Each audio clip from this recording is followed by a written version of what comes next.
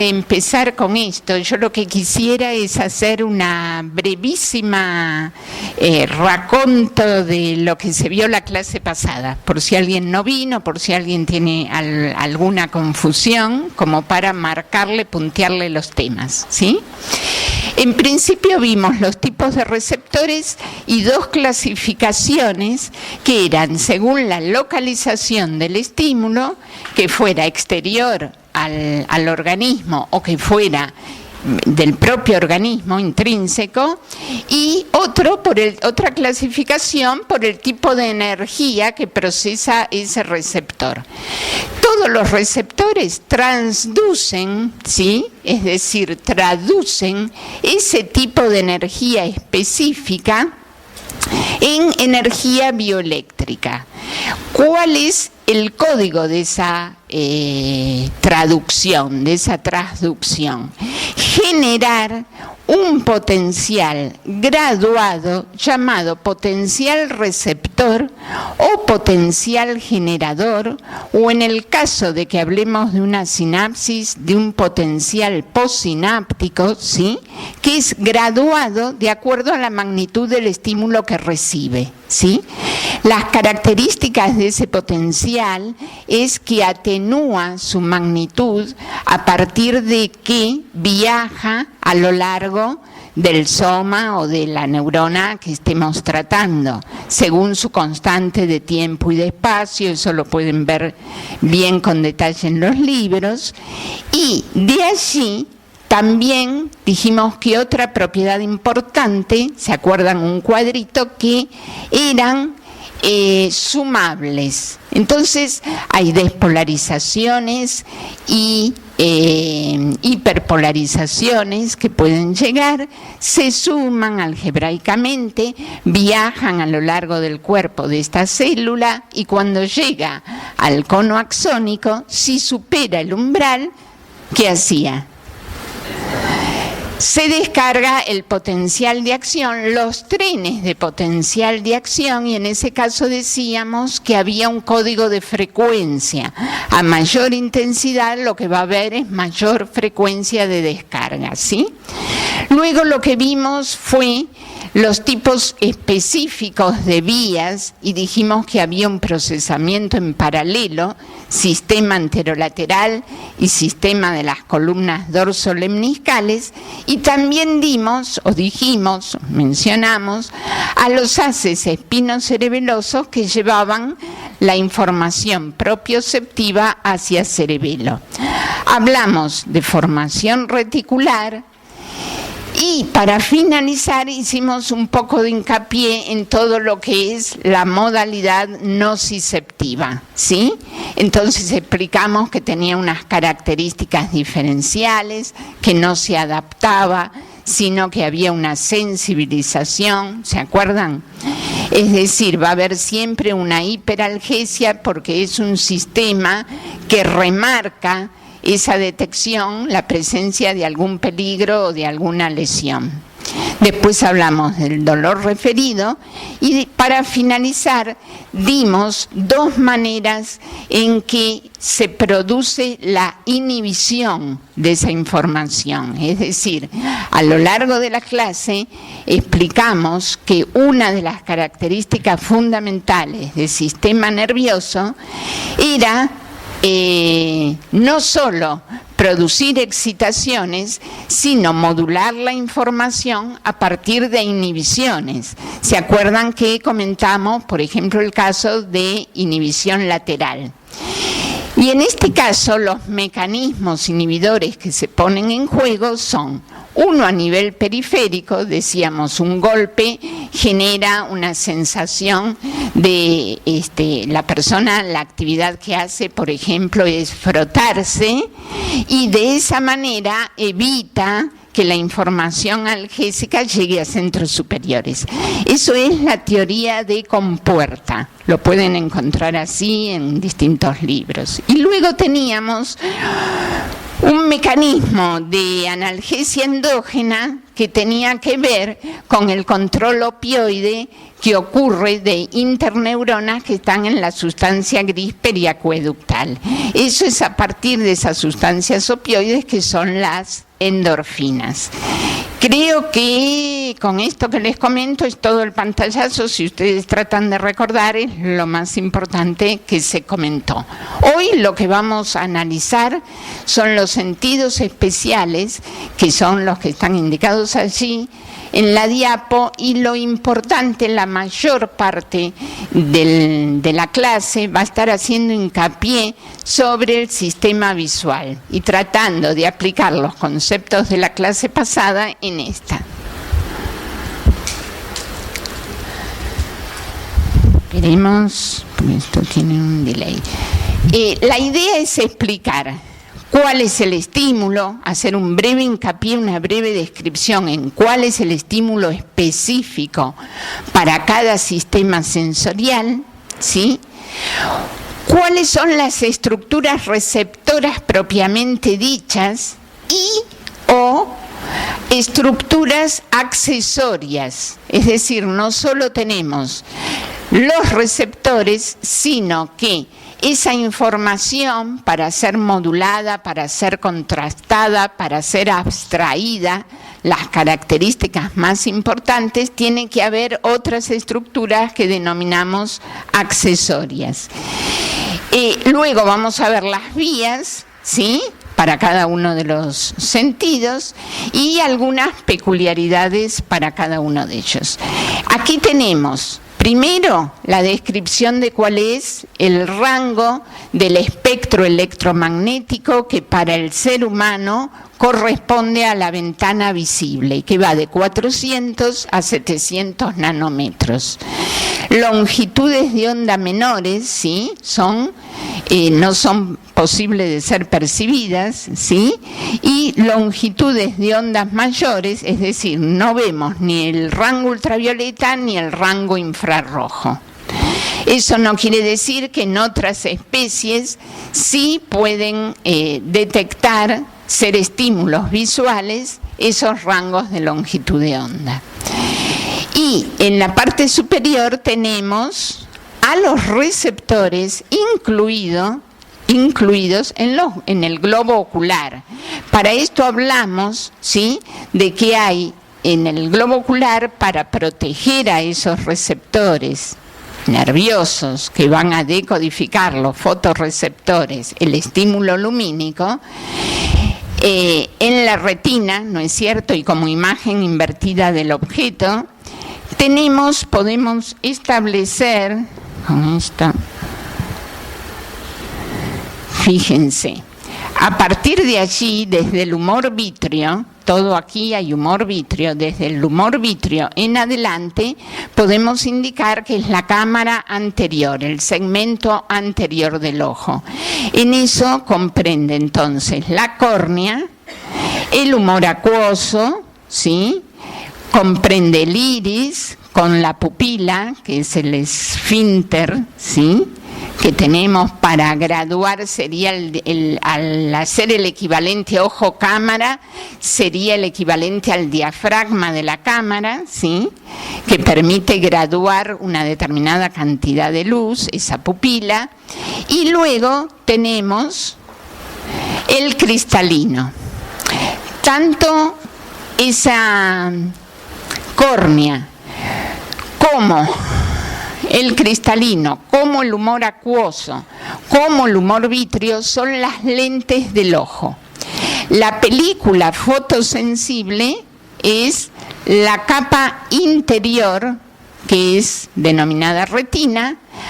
Esta está envuelta por una capa intermedia, que es la capa coroides, y a su vez la prolongación de la córnea va en la capa más externa, que es la esclerótica.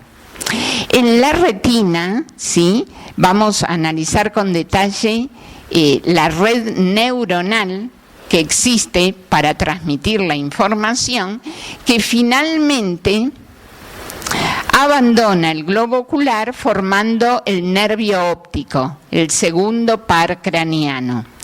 Entonces, donde por ese globo ocular las fibras ganglionares en su conjunto, formando el nervio óptico o segundo par craneano, abandonan ese globo ocular, decimos que es un punto ciego porque imágenes que se refractan en ese punto de la retina no van a poder ser vistas porque allí no hay receptores, solo fibras ganglionares abandonando ese globo ocular.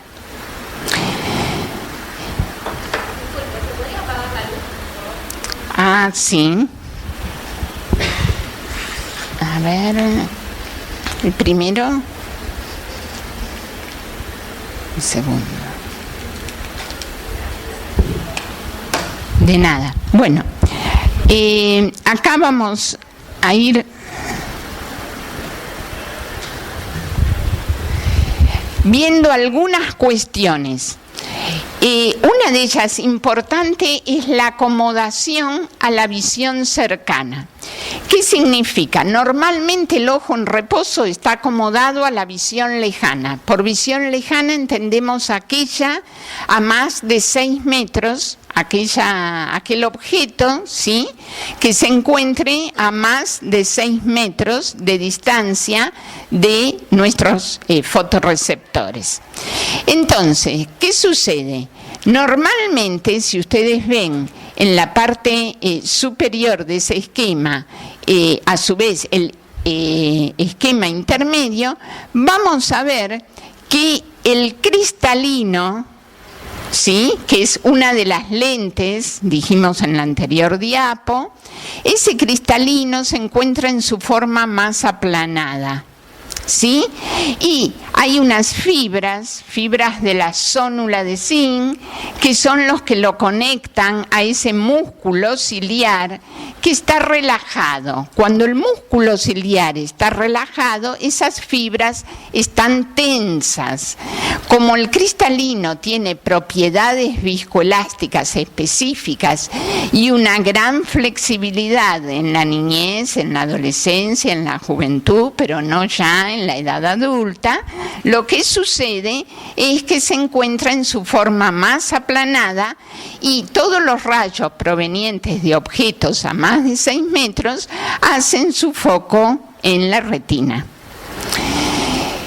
¿Qué sucede? Que a veces queremos enhebrar una aguja que tenemos a 10 centímetros de distancia. Entonces, allí tiene que haber un esfuerzo, una contracción muscular de ese músculo ciliar que está allí indicado, ¿sí?, de este músculo ciliar, y al contraerse ese músculo ciliar, lo que hace es que esas fibras de la zónula se aflojen, se distiendan.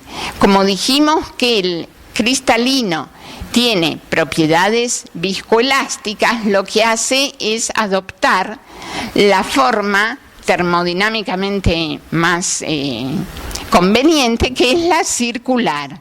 Entonces, al adoptar esa forma, objetos ubicados a menos de 6 metros pueden hacer su foco en la retina, ¿sí?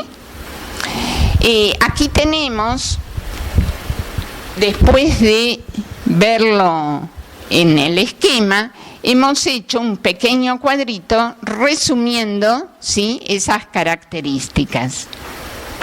Allí está indicado que esa cápsula del cristalino está aplanado en reposo y allí dice aumento del radio mayor, ¿no es cierto? Porque es como una elipse. Luego, ¿qué sucede? Al incurvarse, al hacerse redondito, ¿sí?, el radio de curvatura disminuye y eso permite que todo rayo proveniente de un objeto cercano, ¿sí?, haga su foco en retina. Una pregunta. Sí. ¿Semiesquelético? ¿Perdón? ¿El músculo ciliar? No. ¿Liso? No, sí. Es liso. No es esquelético. O sea que vos vas a tener la graduación de acuerdo a la estimulación parasimpática o simpática que haya, ¿sí? Y después lo vamos a ver mejor ahora cuando veamos lo que ocurre con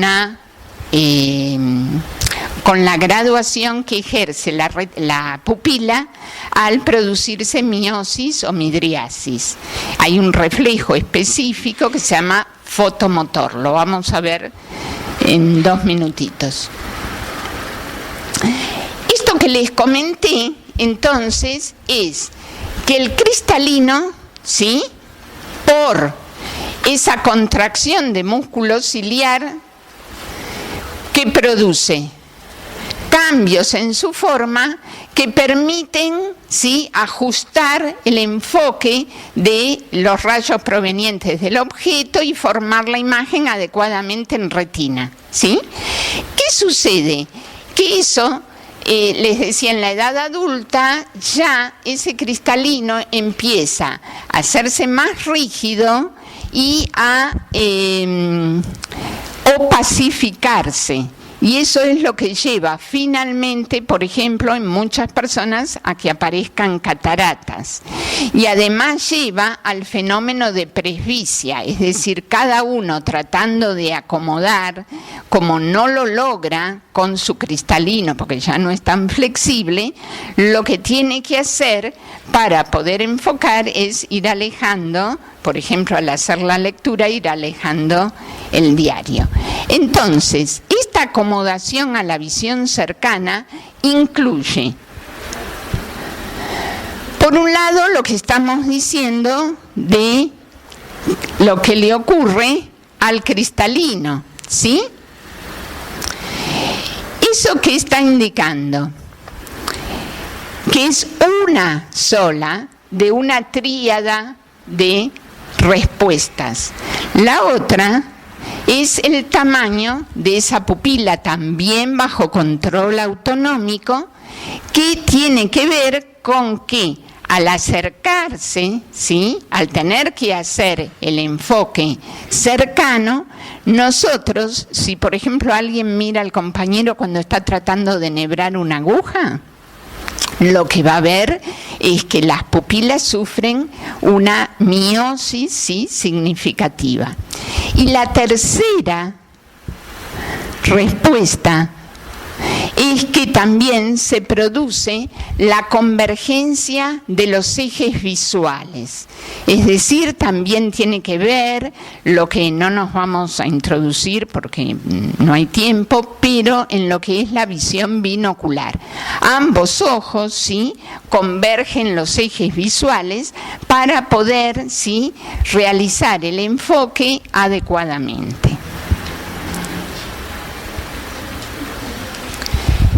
Otra cuestión, así a vuelo de pájaro, ¿no?, visto, es qué sucede o qué lentes deben utilizarse para compensar, ¿sí?, trastornos muy comunes como son la miopía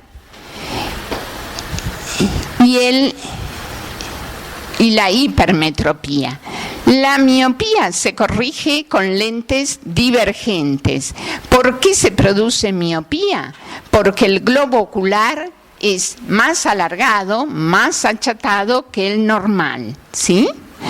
¿Y por qué se produce hipermetropía? Simplemente porque en ese caso el globo ocular es más corto que el normal. Y en este caso se corrige con lentes convergentes. Hay otros trastornos que no lo vamos a analizar aquí, que son, por ejemplo, el astigmatismo, producido por la anomalía, allí serían las distintas longitudes de los meridianos de esa córnea. Y eso entonces se corrige con lentes cilíndricas, ¿sí? Allí tenemos la retina. La retina se habla del ojo invertido en el sentido de que los rayos de luz provenientes de la izquierda de la diapo deben llegar, ¿sí?, hacia los fotorreceptores que están ubicados, ¿sí? Aquí hay un epitelio pigmentario y esta, ¿qué capa sería? La capa siguiente. Están las cabezas de esos fotorreceptores, ¿sí?, en contigüidad ¿con quién? Con la acoroides, muy bien, ¿sí? Con la acoroides. O sea, ¿por qué? Porque la coroides hay bastantes pigmentos que lo que hacen es atrapar cuantos de luz que sean fútiles, que permitan que, de esta forma permiten que la imagen no sea borrosa. Entonces, la luz, incidiendo esos cuantos de luz sobre los segmentos externos de los fotorreceptores, conos y bastones, ¿sí? Y una relación de 20:1 entre bastones a conos, hace que se produzca, ¿sí? Mediante sinapsis, con las bipolares, y luego esas bipolares con las ganglionares, y dijimos que todos los haces de las ganglionares amielínicas, ¿sí? Se mielinizan al salir por el punto ciego, ¿sí? Del globo ocular, formando el nervio óptico. ¿Está? ¿Hasta acá? A esa vía que ustedes ven en vertical, fotorreceptor, bipolar, ganglionar, tenemos que sumarles interneuronas, que son las células horizontales, estas con soma verde y núcleo amplio, y las que están aquí en fucsia, las células amácrinas. Esas células son las encargadas de producir la inhibición lateral que les comentaba la clase pasada, ¿sí? De tal manera que el mensaje va a ser siempre modulado y va a ser que el mapa que hay en la retina se transporte con todo su detalle hasta las áreas corticales correspondientes, ¿sí? La información va a ir sin pérdida, pero filtrada.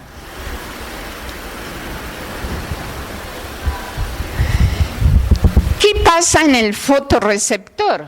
Dijimos que, ¿qué hacía? La transducción de un determinado rango de energía, estamos hablando de energía electromagnética, y a su vez de un pequeño rango de 400 a 700 nanómetros, en lo que va a ser las señales bioeléctricas. Va a tener que haber aquí un potencial receptor, ¿sí? Que finalmente va a producir el cono o el bastón cuando sea iluminado. Algo que comentamos antes de explicar todo el proceso de fototransducción es que tenemos que saber que esos bastones que están en relación de 20:1 con respecto a los conos están ubicados fundamentalmente en toda la retina. La retina, que decimos es la capa, ¿sí? Sensible, fotosensible, no es pareja, como si uno hiciera la analogía con una cámara fotográfica, donde eso sería, la película sería constante en todas direcciones. La retina es mucho más gruesa y mucho más sensible al color en su zona media. Fíjense si uno lo viera en este. Digamos, en esta zona, que es la zona media de la retina, es donde es más gruesa y donde hay una zona especial cercana a lo que es este punto ciego, que se denomina fobia. En esa fobia solo hay conos. ¿Para qué? Para tener la máxima agudeza visual en esa zona. En cambio, todo el resto de la retina hacia las zonas temporales, ¿sí? O hacia las zonas nasales, lo que hace es irse adelgazando. Y en esos sectores solo hay bastones. ¿Qué otra consecuencia hay? De que esto que nosotros comentamos como malla neural y que decimos que muchos fotorreceptores, ¿sí?, van a converger, ¿sí?, en un número menor de bipolares y estas a su vez converger en un número menor de ganglionares, ocurre para los bastones solamente. Para los conos no hay convergencia.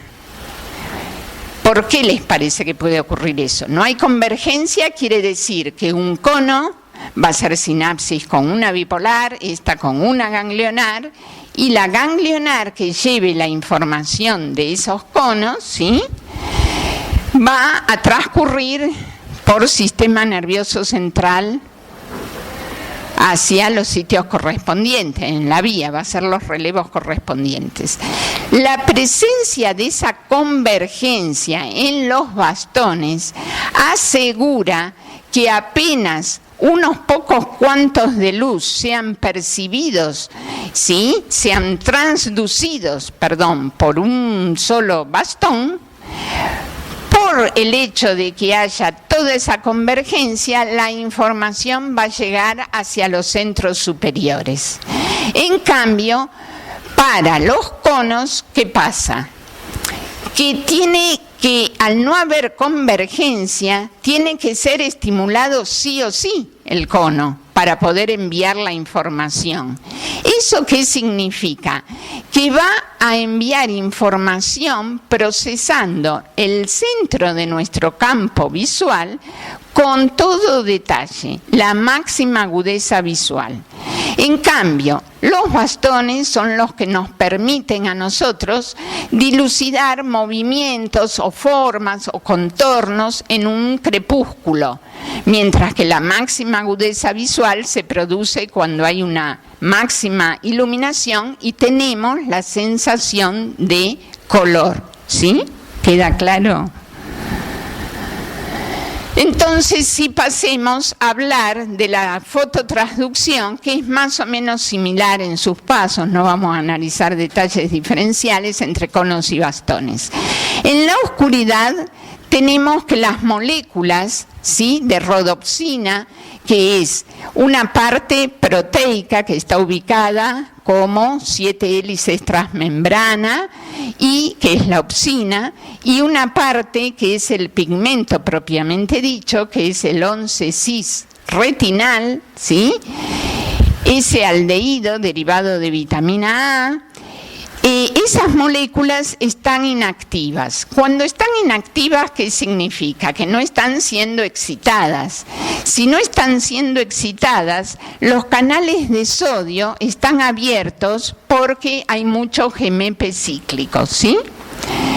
Para esto, cuando va a ser excitado, nosotros tenemos la aparición de una enzima que es la fosfodiesterasa. Si ustedes lo ven a derecha, cuando hay una iluminación, lo que pasa es que la luz blanquea.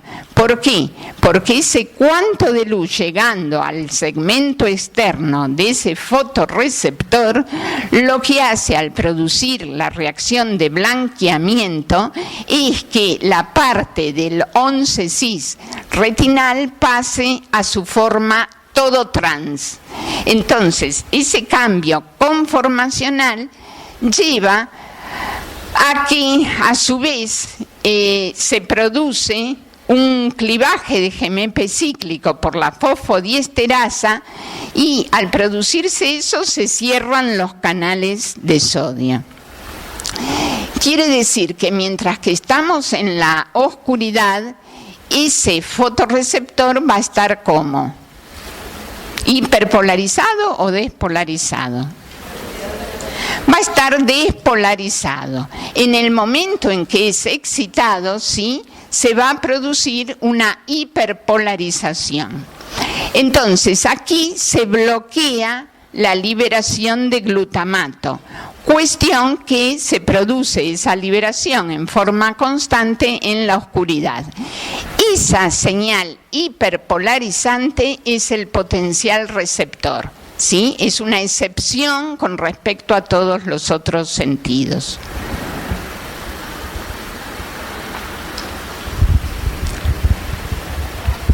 Aquí tenemos los 3 tipos de conos y a derecha y abajo les pido en general a los varones que traten de dilucidar qué número ven. Es una imagen de la tabla de Ishihara. Estamos hablando de que alguno puede llegar a no verlo o ver otro número que le he indicado por presentar daltonismo. ¿Sí? Y el daltonismo, la parte de el par rojo-verde es el más frecuente en sufrir esa anomalía. ¿Qué número ven todos? Bueno, la idea es que ustedes ven allí, ¿sí?, las curvas de sensibilidad de conos y bastones. Entonces hablamos de que los conos al azul presentan, se llaman conos S de small, y lo que presentan es un máximo de sensibilidad a la menor longitud de onda. Los conos L o large son los que presentan una mayor sensibilidad allí está 560 nanómetros aproximadamente a la mayor longitud de onda, y van a ser los encargados de codificar el color rojo. Y los M o medianos para el verde. Incluso, bueno, está indicado cuál es la curva espectral para los bastones. Vamos a ver así, muy a vuelo de pájaro, la vía visual, y les voy a hacer hincapié en que la vía visual es mucho más complicada que lo que vamos a indicar acá.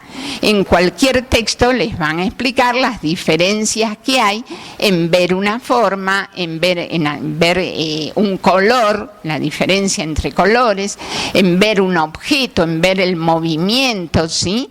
Son diferentes zonas y prácticamente 2/3 de nuestra corteza cerebral están dedicadas al procesamiento visual. Eso está queriendo decir que en la evolución nosotros nos hemos vuelto animales prácticamente visuales y también con mucha preponderancia del análisis auditivo, y mucho menos, por ejemplo, en desmedro de otros sentidos, hablamos que somos microsmáticos, es decir, el sentido del olfato, al lado del de otras especies, ha disminuido su sensibilidad. Tenemos que lo importante es que las ganglionares, dijimos que abandonan formando el nervio óptico, van a producir una decusación. No todas las fibras ganglionares se decusan. Las fibras provenientes de las hemirretinas, es decir, de las mitades de retina temporales, no se decusan. Las hemirretinas nasales sí se decusan, y allí está indicando con las fibras en azul, esas se decusan. Eso forma, ese entrecruzamiento, es una estructura anatómica que es el quiasma óptico, y luego tenemos las cintillas ópticas.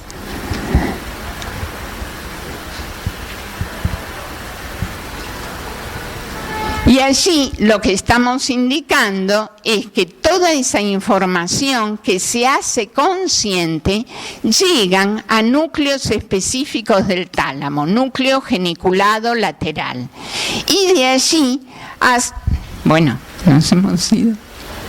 De allí llega al área visual que decimos genéricamente que está ubicada en el área 17 en la corteza occipital, área 17 de Brodmann, ¿sí?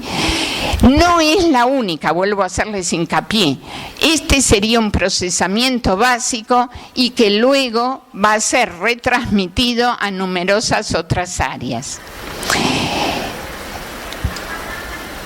Esto es para si llegó al área cortical, ese color o ese objeto, esa línea va a ser percibido. Es decir, vamos a tener conciencia de ello.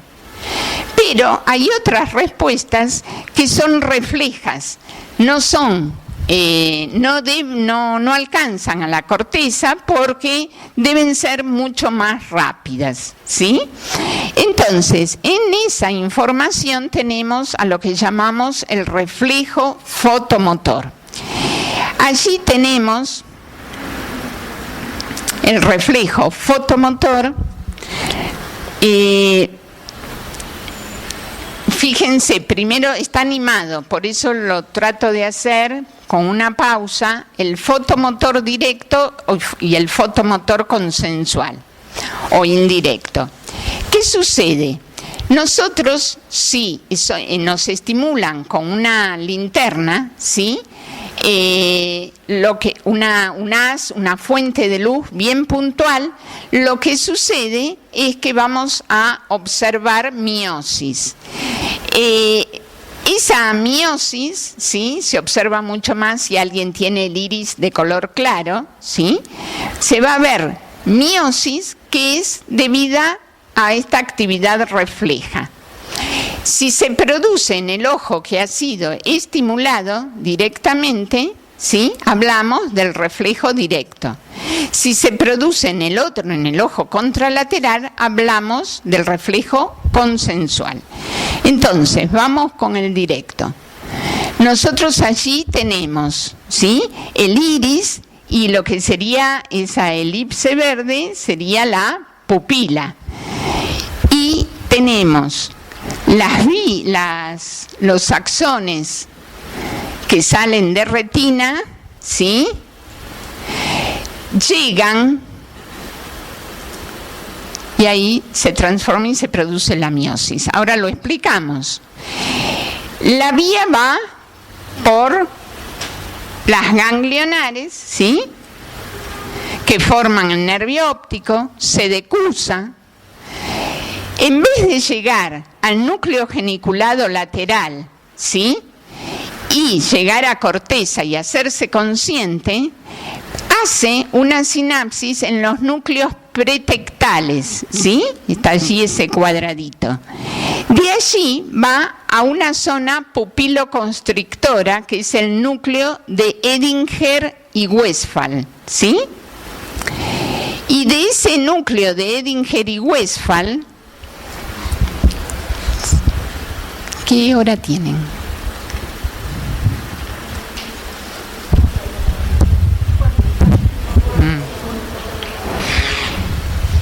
Núcleo de Edinger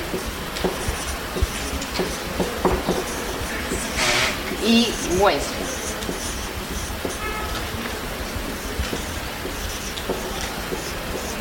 Esa zona pupiloconstrictora nace el nervio motor ocular común.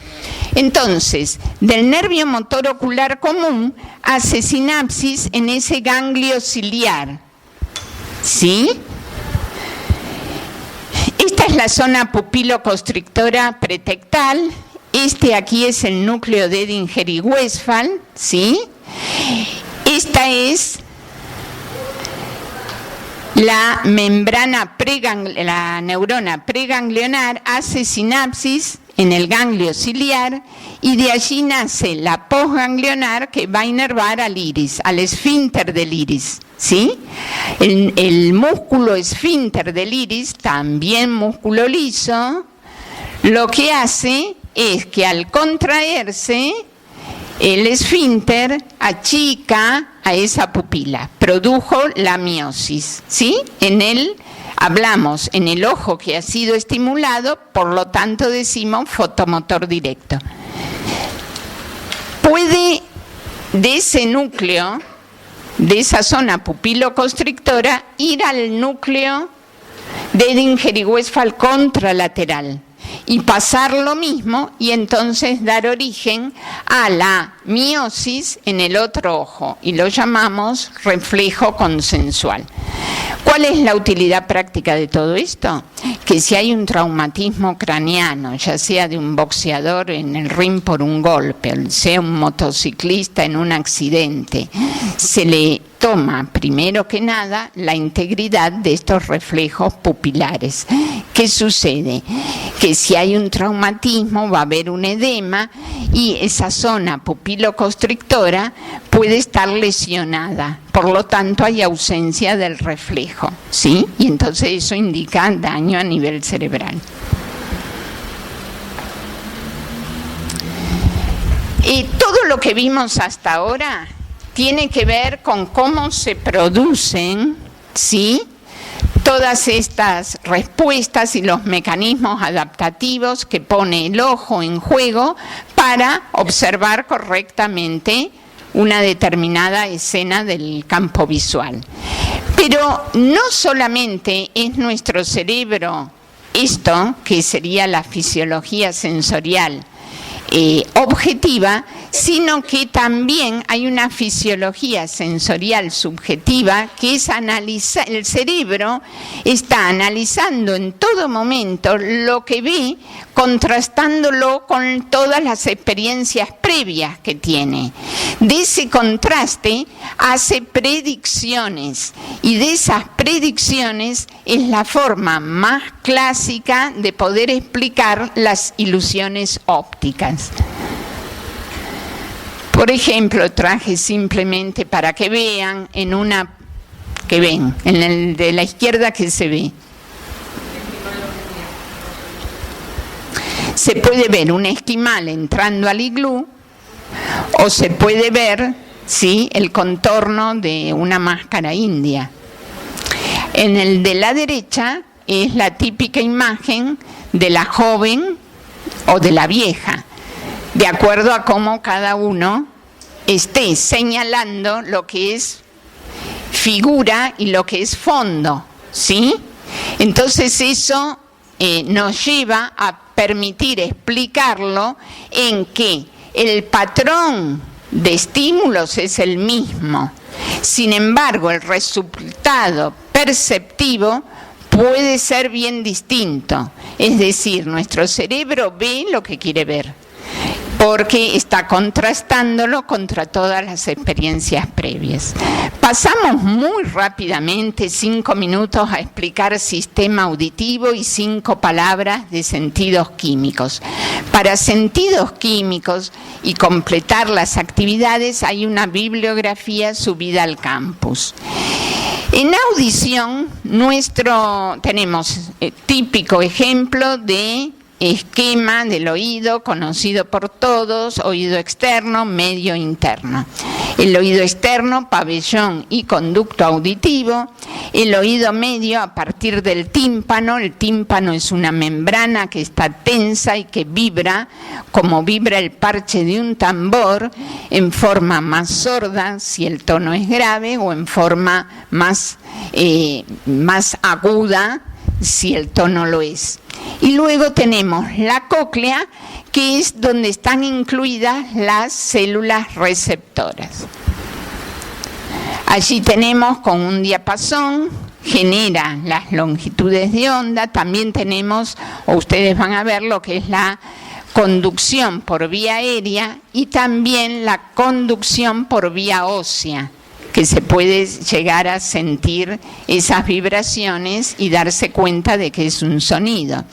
Y las características del estímulo tienen que ver con la intensidad dada en decibeles y con la frecuencia dada en hertz, ¿sí?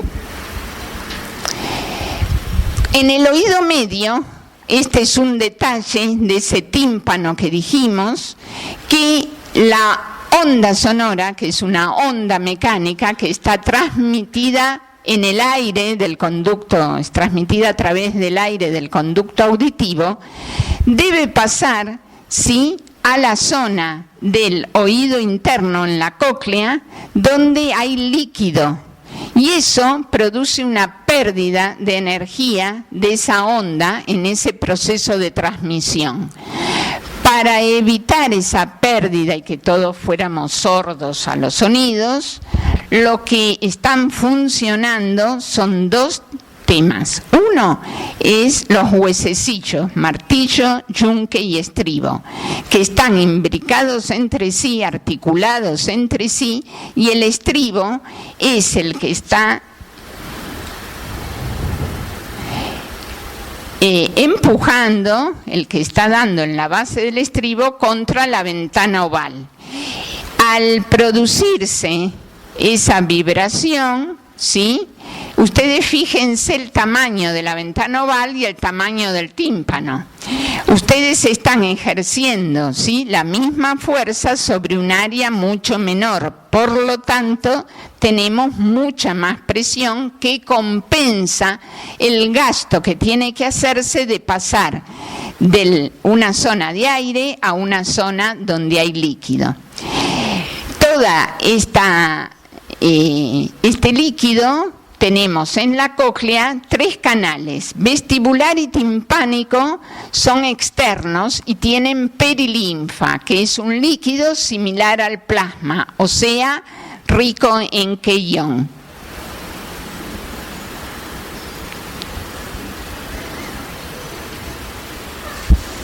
¿En qué catión?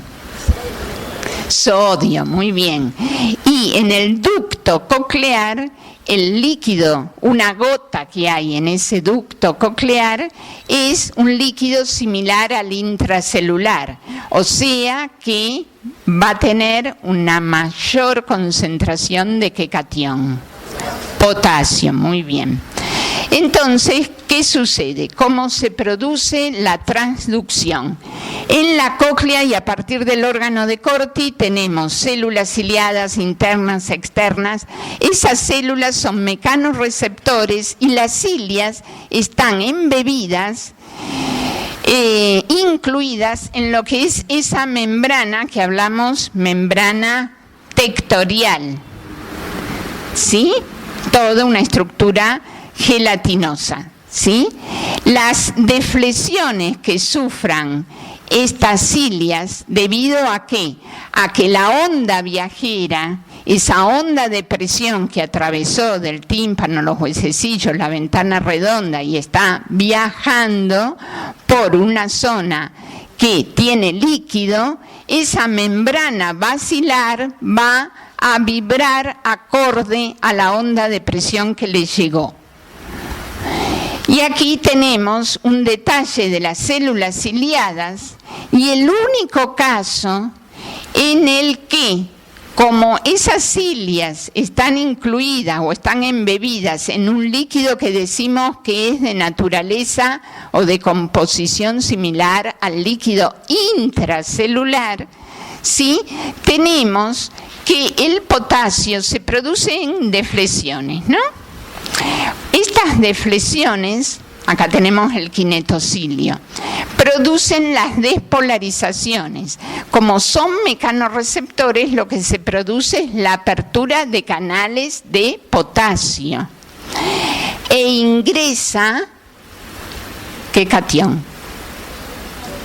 Potasio. Ingresa potasio, porque están incluidas en un líquido intracelular. Este es el único caso en el que potasio ingresa. Normalmente en todas las células, ¿qué sucede? El potasio sale de la célula. Esa despolarización luego va a producir la liberación de neurotransmisor. A propósito, ¿este qué sería? ¿Un receptor primario o secundario? El del sistema auditivo. Esta es la célula del órgano de Corti, la célula ciliada del órgano de Corti. Y esta es la fibra aferente del octavo par craneano, nervio, rama auditiva, ¿no? Tenemos el octavo par, rama auditiva, rama vestibular. ¿Es un receptor primario o secundario? Secundario, ¿sí? Porque tenemos una célula, esta mecanorreceptores, que no es la encargada de transmitir la información, sí lo hace la fibra aferente. Y para finalizar, la vía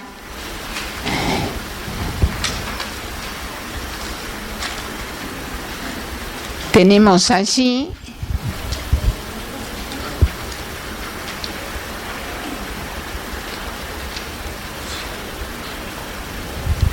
la vía, el receptor, todas esas fibras aferentes formando parte del octavo par llegan al núcleo coclear, allí estamos, a la oliva superior, al tubérculo cuadrigémino, al núcleo genicular medial y a la corteza temporal izquierda, donde en las cortezas temporales hay una organización que diríamos somatotópica, no, porque no es el sistema que nosotros hablamos la clase pasada, somatosensorial, sino que estamos hablando del sistema auditivo. Entonces hablamos de una organización tonotópica.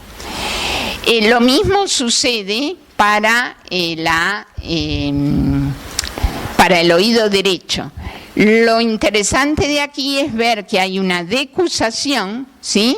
Y esa decusación de información es lo que permite, ¿sí?, la audición vía oral, ¿sí?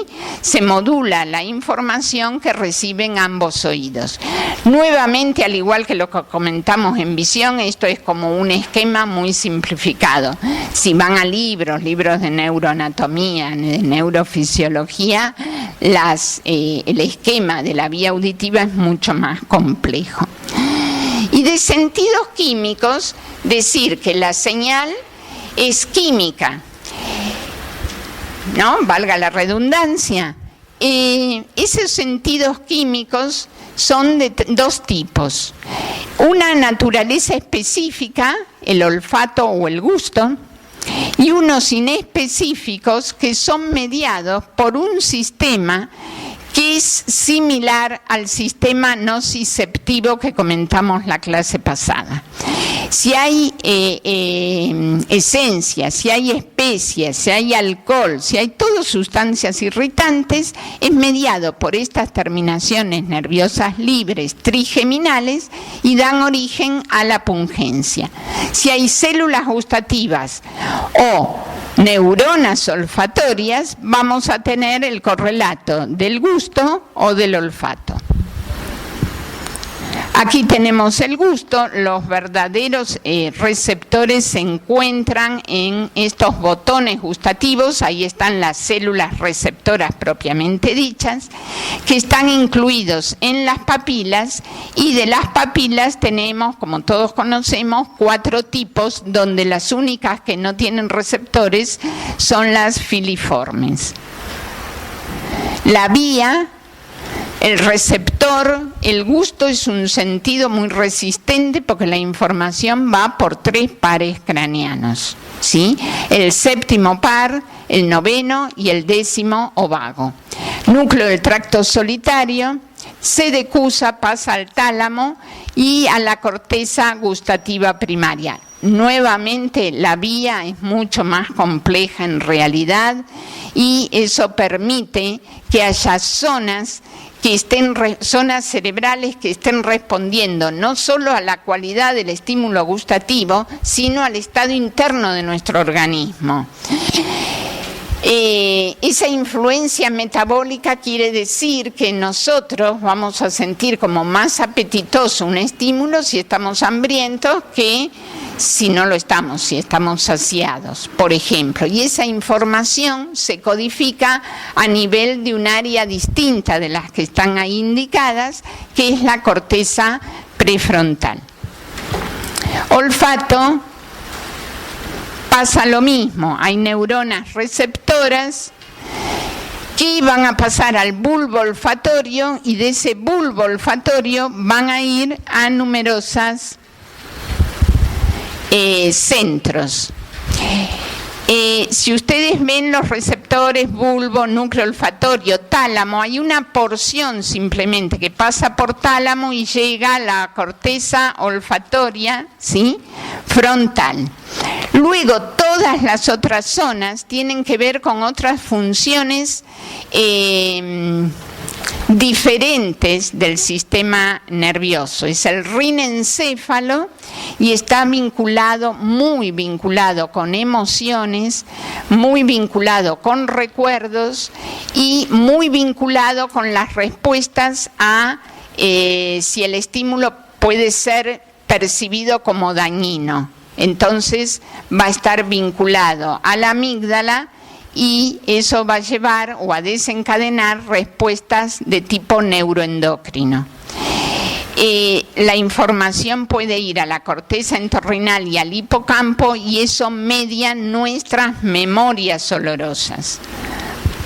Y para finalizar, hay solamente 2 cuadritos que esquematizan lo que está indicado, que es cuáles son las estructuras de esta sensibilidad especializada y de lo que llamamos sentido químico común. Y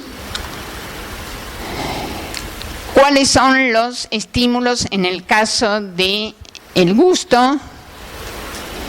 Y tanto para olfato y gusto como para sentido químico común, marca o conviene hacer una diferencia en las propiedades temporales.